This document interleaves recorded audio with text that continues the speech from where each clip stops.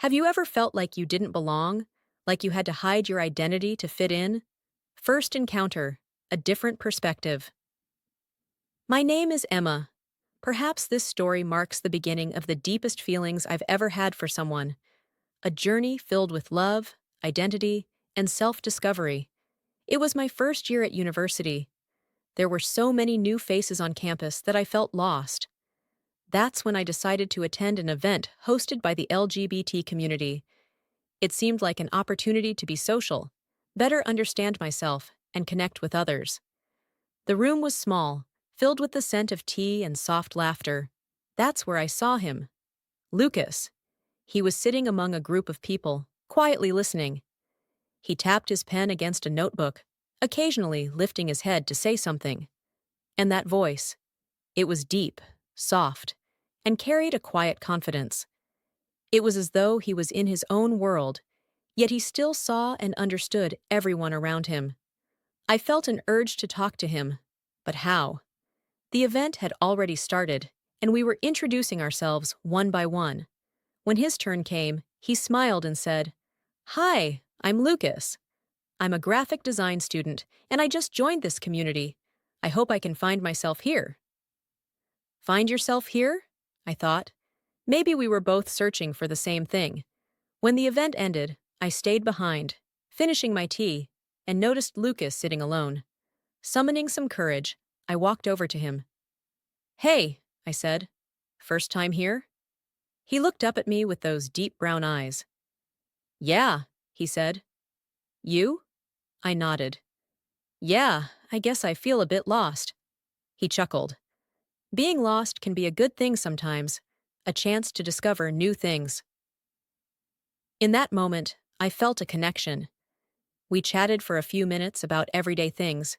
It might have seemed insignificant, but to me, it felt magical. Tea, longer conversations. The following week, I attended the community's library event. I wasn't sure who I'd see, but Lucas was there.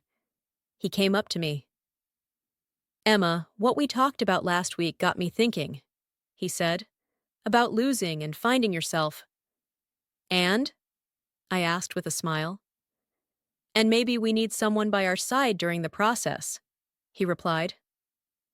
That day, we talked for hours.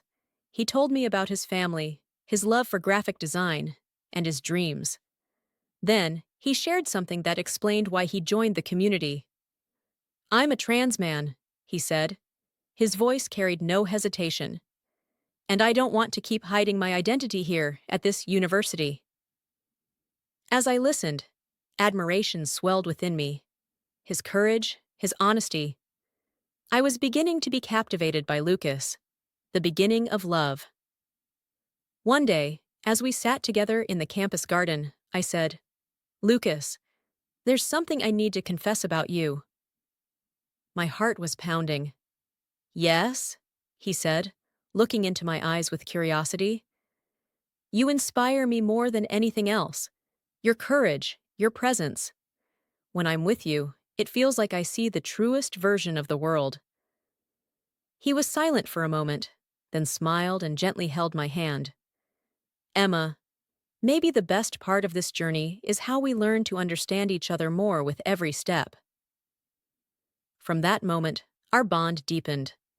Together, we discovered each other, the scars we carried, and the ways we could heal. Identity and walls. A dormitory story. Ever since I met Lucas, everything felt like a dream.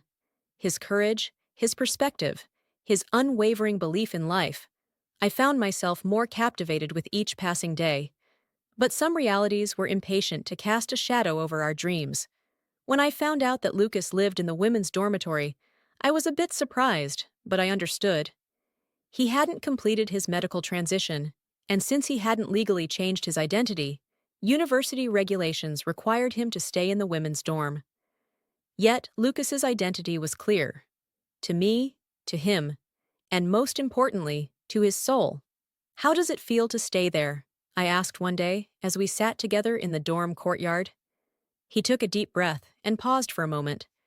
Then he turned to me, and I could see the weariness in his deep brown eyes. "Emma, it feels like a prison," he said. The more I embrace who I am, the harder it gets to be there. It feels like I'm fighting a battle every day just to keep who I am hidden. He took my hand. But I have no choice. Financially, I can't afford another option. And the process is still such a long road. I felt the weight of his pain. At the same time, being in the women's dorm seemed like an advantage in one way. I could visit him there. That was something most couples could never even dream of. One day, when I went to Lucas's small dorm room, I noticed how every corner seemed to be a space where he had to shrink himself. The red lipstick left behind by a forgotten roommate on the mirror, the floral decorations on the door, all signs of a world that wasn't his, but one he was trying to endure. Living here splits me in two, he said once. Outside, I can be myself, but the moment I step inside, I have to hide behind a mask. The weight of identity and reality. One night, I snuck into the dorm to visit Lucas in his room. When he opened the door, his face was tense. "What's wrong?" I asked. "They're starting to suspect something," he said quietly.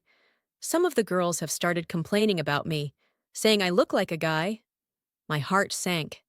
This was Lucas's greatest fear. Being expelled from the dorm, losing his place to stay, and, most of all, having his identity exposed. Eventually, his fear came true. A week later, Lucas asked to meet me at a park. The familiar smile on his face was gone. "Emma, I've been kicked out," he said, his voice steady, but his eyes brimming with unshed tears. "They found out about my identity. They said I can't stay there anymore." I wanted to wrap him in my arms. "We'll find another place," I said quickly. "We'll figure it out." "It's not that easy," he said. "You know my financial situation. And it's not just about the money. It's proof of how invisible this system wants us to be. There's no space for us to exist here." That night, we sat in a cafe, talking about identity, safety, and the right to simply exist.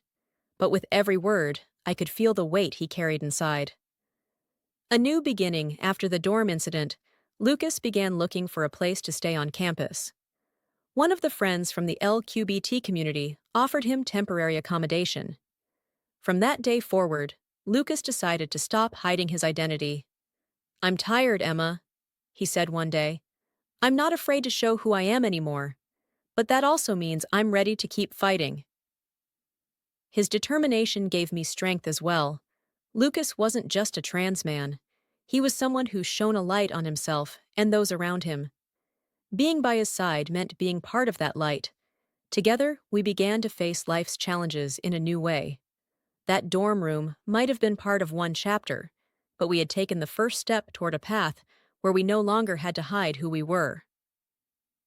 "One day," Lucas said, holding me tightly, "we'll tear down these walls, Emma, and we'll build our own home, in our own colors."